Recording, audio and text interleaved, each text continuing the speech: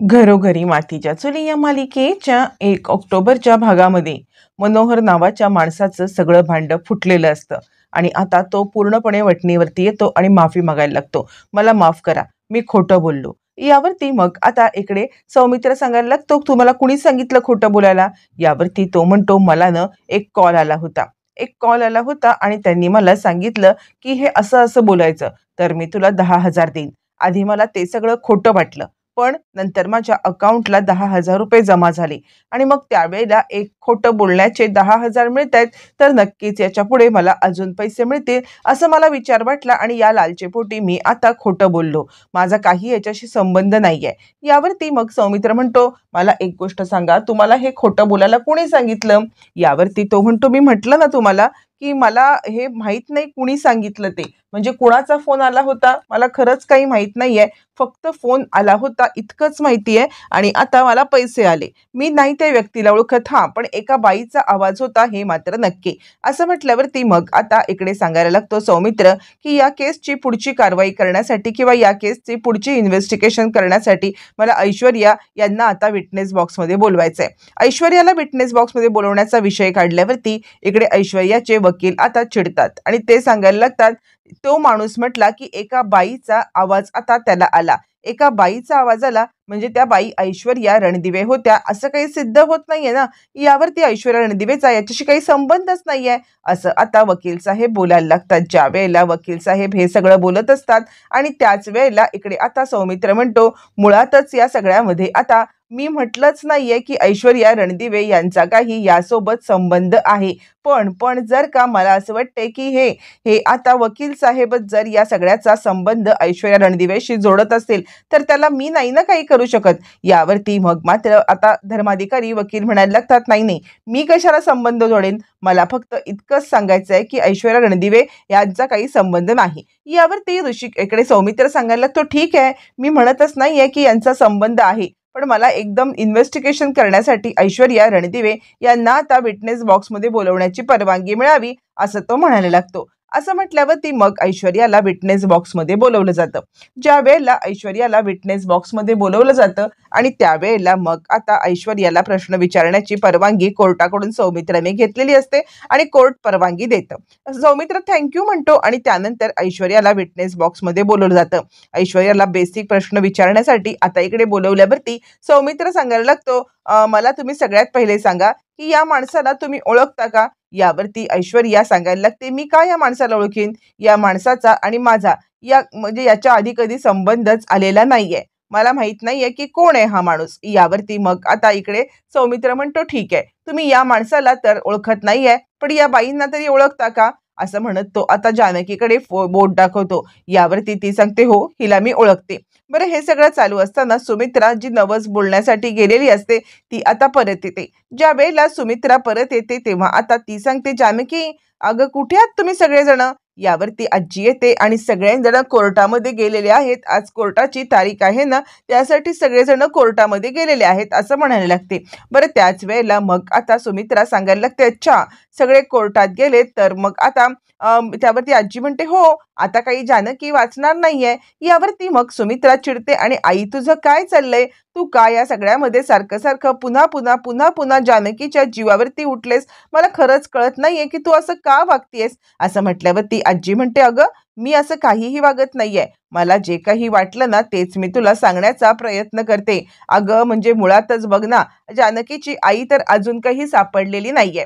जानकीची आई नाही सापडली, तिच्या विरुद्ध कोणता असलेला पुरावा नाही सापडला, मग असं असताना जानकी कशी काय सुटणार? यावरती सुमित्रा म्हणते, आई, अगं, तू का सारखं जानकीच्या विरोधामध्ये हे सगळं कारस्थान बोलत असतेस मला कळतच नाहीये. अजूनही तुला त्या ऐश्वर्याचाच पुळका आहे का?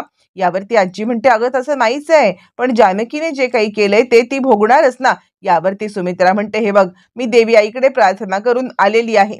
काही झालं तरी सुद्धा माझ्या जानकीला या सगळ्यामध्ये आता सुखरूप सोड आणि देवी आई माझी प्रार्थना ऐकणार म्हणजे ऐकणार. आजी म्हणते, नाही हं, यावेळेला देवी आई मला नाही वाटत तुझी प्रार्थना ऐकेल, कारण तिच्याकडे काही पर्यायच नाहीये. यावरती सुमित्रा म्हणते तू गप्प बस. जानकीच्या विरोधात मी एक सुद्धा अवाक्षर तुझं ऐकून घेणार नाहीये. बस झालं, असं आता ती म्हणायला लागते.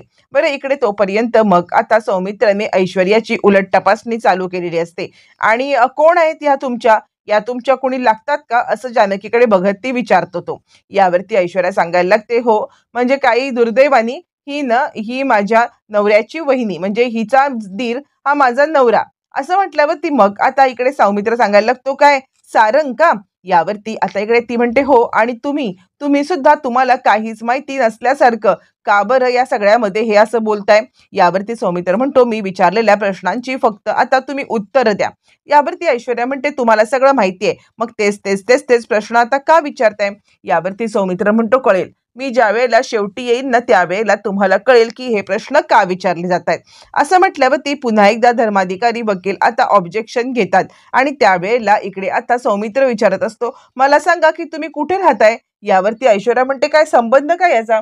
यावरती सौमित्र म्हणतो, संबंध मी सांगेन, तुम्ही फक्त कुठे राहता एवढं मला फक्त सांगा. असं म्हटल्यावर ती ऐश्वर्या सांगायला लागते, मी माझ्या डॅडांच्या घरी राहते. यावरती मग आता सौमित्र सांगायला लागतो, का बरं? म्हणजे तुम्ही यांच्या धीराची बायको आहात, त्या घरची सून आहात, तर त्या घरामध्ये का राहत नाहीये? यावरती ऐश्वर्या म्हणते, या लोकांनी मला आता घराबाहेर काढलेलं आहे. असं म्हटल्यावर ती मग आता सौमित्र म्हणाला, तो का? याचं काही कारण असेल ना की तुम्हाला या लोकांनी घराबाहेर काढलेलं आहे.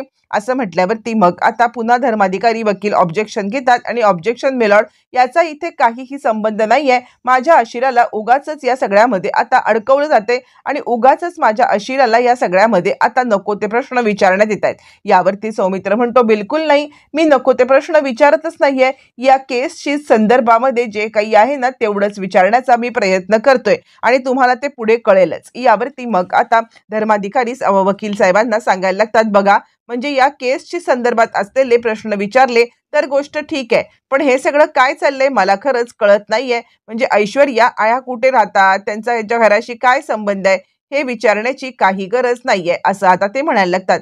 त्यावरती सौमित्र सांगायला लागतो, मुळातच या ऐश्वर्या रणदिवे यांनी आता घरामध्ये असताना अनेक कुरघोड्या केलेल्या आहेत आणि त्याच कारणासाठी आता त्यांना घराबाहेर काढण्यात आलेलं आहे. त्या या घरामध्ये राहत असताना सुद्धा आता काही नीट राहत नव्हत्या, त्या घरामध्ये कारस्थानं करतच होत्या. बरं, आता हे सगळं झाल्यावरती सारखं ज्या वेळेला धर्माधिकारी ऑब्जेक्शन घेत असतात त्यावेळेला वकील साहेब म्हणतात, हे बघा सौमित्र रणदिवे, तुम्ही इथे पर्सनल गोष्टी विचारण्यापेक्षा जे या केसच्या संदर्भात असेल ना तेवढं आणि तेवढंच विचारा. पर्सनल गोष्टींना उगाचच या सगळ्यामध्ये थारा नाहीये. यावरती सौमित्र म्हणतो, ठीक आहे. आणि सौमित्र आता इकडे पर्सनल गोष्टी न विचारता आता पुढे जे काही केसच्या संदर्भात घडलं ते विचारण्याचा प्रयत्न करायला लागतो आणि त्यानंतर मग आता लगेचच इकडे सांगायला लागतो, सौमित्र मला तुम्हाला जे काही प्रश्न विचारायचे आहेत ना ते प्रश्न आता मी सुरू करतो. असं म्हटल्यावर ती सौमित्र आता ज्या दिवशी जानकी रणदिवे यांची आई गायब झाली त्यावेळेला तुम्ही कुठे होतात असं विचारल्यावर ती ऐश्वर्या म्हणते, मी कुठे असणार आहे, मी तर माझ्या घरीच असणार आहे ना. असं म्हटल्यावर ती मग आता इकडे सांगायला लागतात, सौमित्र सांगायला लागतो, मुळातच म्हणजे यांना घरातून काढले हा प्रश्न पर्सनल नव्हताच. खरं सांगायचं तर आता यांनी घरामध्ये शिरल्यापासून रणदिव्यांच्या कुटुंबाला बर्बाद करण्याचा जो काही प्लॅन केला, प्रत्येक वेळेला जी काही कुरघोडी केली ना त्यामुळे त्यांनी आता हे सगळं केलंय आणि हा सगळा प्रकार त्याच कुरघोडीमधून झालेला आहे. कारण त्याच कुरघोडीमधून यांनी आता जानकी रणदिवे यांच्यापर्यंत आता इकडे म्हणजे हे सगळं करण्याचा प्रयत्न केलेला आहे. जानकी रणदिवे यांना अडकवण्याचं कारस्थान यांनीच रचलेलं आहे आणि यासाठी मला आता सगळे पुरावे व्यवस्थितरित्या मांडण्यासाठी जानकी रणदिवे यांना विचारायचं आहे की त्या रात्री नेमकं काय घडलं होतं. त्यावरती मग आता जानकी सुरू करते. जानकी सांगते, मला माझ्या बंगल्याच्या बाहेर एक चिठ्ठी सापडली होती आणि त्या चिठ्ठीमध्ये लिहिलेलं होतं की आई म्हणजे माझ्या आईने माझ्यासाठी चिठ्ठी लिहून ठेवली होती की तुला जर का तुझ्या आईच्या बद्दलची जर काही माहिती हवी असेल तर मला तू लगेचच देवळात येऊन भेट. आणि तोपर्यंत मला माहित नव्हतं की लताबाई ह्या माझी आई आहेत म्हणून, आणि म्हणूनच मी आता माझ्या आईचा पत्ता शोधत त्या देवळापर्यंत गेले होते आणि त्या देवळापर्यंत गेल्यावरती मग आता माझ्या लक्षात आलं की ती बाई तिकडे नव्हती आणि त्यानंतर माझ्यावरती गुंडांनी हल्ला केला. काही गुंड माझ्या अंगावरती धावून आले आणि ज्या वेळेला गुंड माझ्या अंगावरती धावून आले आणि त्याच वेळेला मग आता त्या गुंडांनी मला आता मारण्याचा प्रयत्न केला. माझ्या आईने मला वाचवलं. इथपर्यंतची स्टोरी झाल्यावरती मग आता जानकी सांगायला लागते, पण या सगळ्यामध्ये ऐश्वर्याचा खूप मोठा रोल आहे. ऐश्वर्याचा रोल आहे आणि त्यामुळे कोर्टाने मला आता ऐश्वर्याला काही प्रश्न विचारण्याची परवानगी द्यावी. आता जानकीने ही परवानगी मागितल्यावरती धर्माधिकारी पुन्हा एकदा ऑब्जेक्शन घेतात आणि धर्माधिकारी ऑब्जेक्शन घेत म्हणतात, ऑब्जेक्शन मिलर्ड. म्हणजे कसं आहे ना, हे कोर्टाच्या एथिक्सच्या विरुद्ध आहे. मुळातच जानकी रणदिवे या एक आरोपी आहेत आणि ऐश्वर्या रणदिवे या काही आरोपी नाही आहेत, तर त्या इथे साक्षीदार म्हणून आलेल्या आहेत. मग असं असताना एका आरोपीने एका साक्षीदाराला उलट तपासणी करणं हे कोर्टामध्ये किती योग्य आहे असं म्हणत मग मात्र धर्माधिकारी व्हॅलिड पॉइंट काढतात आणि त्यानंतर मग आता जानकी सांगते, हे बघा, मला मला माहिती आहे की मी कोर्टाकडे वेगळीच परवानगी मागितली, पण या सगळ्यामधून आता इकडे नक्कीच सिद्ध होईल की माझ्या आईला हिने त्रास दिलेला आहे ते. यावरती मग आता वकील साहेब म्हणतात, तुमच्याकडे काही पुरावा आहे का? तुमच्याकडे जर काही पुरावा असेल तर तो पुरावा सादर करा ना. यावरती जानकी म्हणते, मला माहिती आहे की कोर्टाला पुरावा पाहिजे, मी पुरावा सादर करणारच आहे. सगळ्यात आधी मला माझं बोलू दे. म्हणजे मुळातच ऐश्वर्या ही आमच्या घरामध्ये जी आली ना, ती आमच्या घरात कुरघोडी करायला, फूट पाडायला, आमच्या घरच्या लोकांना त्रास देण्यासाठीच आलेली आहे. पण या सगळ्यामध्ये आता इकडे हिने जे काही त्रास दिलाय ना, तो त्रास साधा सुद्धा नाहीये. हिने आमच्या घरातल्या प्रत्येक लोकांना त्रास दिला. म्हणजे आमच्या सौमित सारंग भाऊजींना सांगितलं की मी प्रेग्नंट आहे आणि प्रेग्नंट नसताना आता इकडे हे सगळं आता घडलं होतं. आणि त्यामुळे आता हे सगळं चालू असताना मग मात्र आता त्यांना खोटं बोलली, घरामधलं वातावरण कलुषित केलं. यावरती धर्माधिकारी पुन्हा एकदा ऑब्जेक्शन घेतात आणि ऑब्जेक्शन घेत म्हणतात, तुम्ही हे जे काही स्टेटमेंट करताय याला तुमच्याकडे काय पुरावा? यावरती मग आता जानकी सांगते, आहे, माझ्याकडे पूर्णपणे पुरावा आहे आणि हा पुरावा म्हणजे आमच्या घरामधली माणसं, म्हणजे प्रेमळ आमच्या सासूबाई, सासरे, दीर, नणंद आणि जाऊ हे सगळेजण उभे केले कोर्टामध्ये. तर आता सगळेजण साक्ष देतील की या सगळ्यामध्ये ऐश्वर्याने आता काय कुरघोडी केलेली आहे. असं म्हटल्यावरती मग आता लगेचच ती सांगायला लागते की प्रत्येक वेळेला ऐश्वर्या आमच्या घरामध्ये कुरघोडी करत आली, घरातलं वातावरण अशांत करत आलेली आहे. असं म्हटल्यावरती मग आता वकील साहेब सांगतात, हे बघा जानकी रणदिवे, तुमचे प्रश्न किंवा तुमचं हे स्टेटमेंट जर का त्या घटनेच्या संदर्भात असेल तर बोला, हे घरचे वाद उकरून काढू नका. यावरती मग आता जानकी सांगायला लागते, हो, मला सांगायचंच आहे. आणि ती म्हणते की तोच दिवस होता श्रावणी सोमवार आणि म्हणून आता मंदिरामध्ये प्रसाद वाटत होते.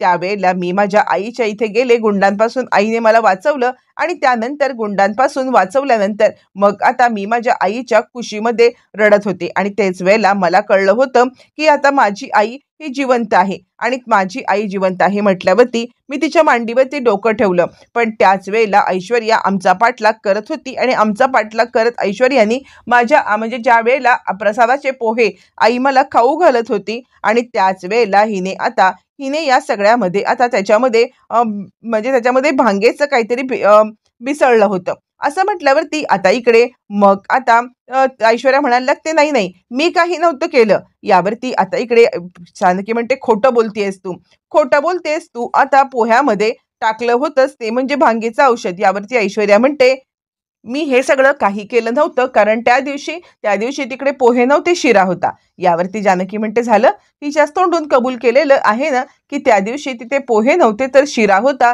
हिने शिऱ्यामध्येच औषध टाकलं होतं. असं म्हणत ऐश्वर्या आपल्या जाळ्यात आता हळूहळू अडकायला लागलेली आहे आणि जज साहेब तिच्याकडे पाहत आहेत. त्यावरती ऐश्वर्या म्हणते, नाही, मी या सगळ्यामध्ये खरंच काही केलेलं नाहीये. यावरती मग आता ऑब्जेक्शन घेण्यासाठी धर्माधिकारी येतात आणि धर्माधिकारी म्हणतात, ऑब्जेक्शन म्हणजे काही झालं तरी सुद्धा या सगळ्यामध्ये आता तुम्ही ऐश्वर्या यांच्यावरती असा आरोप करू शकत नाही आहात. म्हणजे काहीही झालं तरी सुद्धा या सगळ्यामध्ये आता जनरली म्हणजे शिराच असतो ना उपवासाला जेव्हा प्रसाद ठेवला जातो तेव्हा, म्हणून त्या बोलल्या असतील. असं म्हटल्यावरती मग आता इकडे ऐश्वर्याला जानकी सांगायला लागते, नाही, हिने ना घरातली सगळ्यांनाच त्रास देण्याचा प्रयत्न केलेला आहे. इतकंच नाही तर हिचा नवरा गेला होता त्यावेळेला हिने आता रडण्याचं सोडून दुसऱ्या लग्नाचं नाटक केलं होतं, ते पण त्याच घरातल्या धीरासोबत. आणि हे सगळं करत असताना तिचं मन भरलं नाही तर माझ्या आईच्या खुनामध्ये मला आता ती अडकवायला आली होती. असं म्हणत एक गोष्टी आता उलगडण्याचा प्रयत्न झालेला आहे आणि आता जानकीने या सगळ्यामध्ये आता एक करत सगळ्या गोष्टी आता समोर आणलेल्या आहेत. यावरती जज साहेब सुद्धा आता जानकीचं म्हणणं व्यवस्थितरित्या ऐकून घेतायत आणि ऐकून मग आता जज साहेब इकडे जानकीला सांगतायत की तुमच्याकडे दुसरा काही पुरावा असेल तर सांगा. यावरती ऐश्वर्या म्हणते, ही खोटं बोलती आहे, मी असं काहीही केलेलं नाहीये, मी त्या शिऱ्यामध्ये काहीच टाकलं नव्हतं.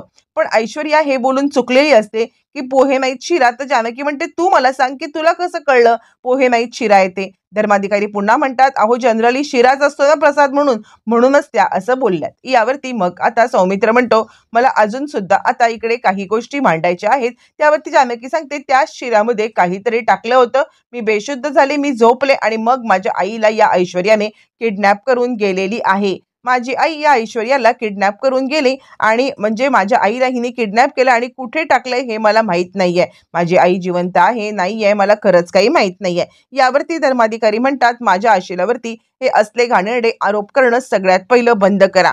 काही पुरावा आणि काही साक्षीदार नसताना माझ्या आशिलाला हे असं बोलणं हे कोर्टासमोर मी खपवून घेणार नाही म्हणजे नाही. असं म्हटल्यावरती मग आता इकडे ऐश्वर्या विचार करते, बोलून तर ती चुकलेलीच असते शिऱ्याबद्दल. यावरती मग आता सौमित्र सांगायला लागतो की मिलॉर्ड, या सगळ्या आता इकडे सौमित्र सांगायला लागतो, ऐश्वर्याच्या विरोधात आमच्याकडे अजून काही पुरावे आहेत आणि ते आम्ही पुढल्या हिअरिंगला सादर करू. इकडे आता हे सगळं चालू असतानाच ऐश्वर्या गडबडते आणि ती विचार करते, काय आता नक्की होणार आहे. इकडे आता ऋषिकेश सांगत असतो घरी आल्यावरती की ऐश्वर्या तिच्या जाळ्यात बरोबर अडकलेली आहे. स्वतःच आता इकडे हे सगळं करत तिने आता आपला गुन्हा जवळजवळ कबूल केलेला आहे. आणि त्यावरती सौमित्र म्हणतो, आता जीत आपलीच होणार आहे, ती ऐश्वर्या खरंच काही करू शकत नाहीये. बरं, असं म्हटल्यावरती मग आता इकडे ऐश्वर्याला पण समजलेलं असतं की एक एक करत आपले फासे उलटे पडत चाललेले आहेत, ही लोक जिंकत चाललेली आहेत. मग आता साम दाम दंड भेद सगळं वापरून आता जिंकायचं म्हणून आता तिने निर्णय घेतलेला आहे आणि ती या सगळ्यामध्ये ठरवते की आपण आता अवंतिकाला किडनॅप करायचं आणि अवंतिकाला किडनॅप करून मग आता सौमित्रला आपल्या तालावरती नाचवायचं. बरं, हे सगळं चालू असताना ती आता ज्या वेळेला सौमित्र आणि अवंतिका हे कारने कुठे चाललेले असताना लगेचच त्यांची गाडी थांबवते. सयाजीराव बंदुकीच्या धाकेवरती अवंतिकाला आता इकडे आपल्या ताब्यात घेतात आणि जर का कोर्टामध्ये काही पुरावे सादर करायचे आहेत, ते पुरावे दिले नाहीस ना आम्हाला, तर मात्र तुला इथे अवंतिकाला आम्ही इथल्या इथे गाडून टाकू, अशी आता धमकी द्यायला लागतात. आणि त्यानंतर मग सौमित्र गडबडतो. आता सौमित्र अवंतिकाच्या साठी इकडे आता जानकीच्या विरोधात किंवा ऐश्वर्याच्या विरोधात असलेले सगळे पुरावे तिच्या स्वाधीन करणार का, हे मात्र आता येणाऱ्या भागातच कळणार आहे.